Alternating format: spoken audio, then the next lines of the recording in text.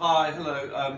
Mr. Nason's asked me to talk about books, and the 5 minutes I've had to think about this, I remember very well back in the pre-internet days when I was a nipper. Books were a way of actually finding out about the world beyond your mum and dad's living room, really. And so, sort of like the first sort of books I used to get into were things like Mr. Crabtree's Book of Fishing. And it wasn't just because I was curious about fishing, but it also helped me to learn how to do knots, how to, the technology, the ideas behind fishing. And as a direct result of reading those books, I was able to go out and fish on my own at 4 or 5 in the morning. And I can't tell you how that's been an enduring passion of mine during my years. I was a bit anal when I was a kid. I used to all the spines in my book would line up very, very seamlessly. And I used to books on vintage cars, military, and all that sort of stuff. I was a bit nerdy. I know you wouldn't think it now, but yeah, I was very nerdy.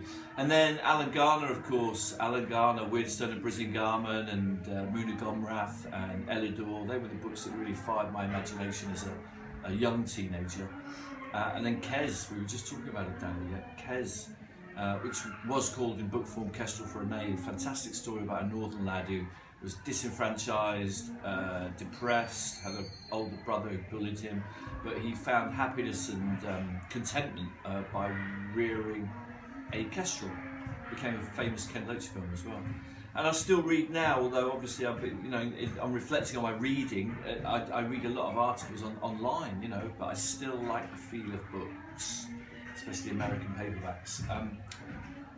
The book I always trot out as being really influential was by a great British writer called Jeff Dyer. I really like Jeff Dyer's work. So there's a book called Yoga for Those Who Can't Be Bothered to Do It, and it's a sort of philosophy fused with travel writing. Very, very well worth checking out.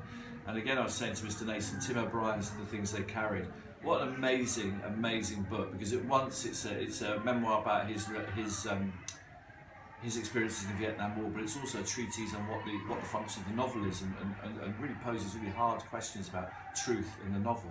It's just brilliant. It's just a work of art. Superb. That'll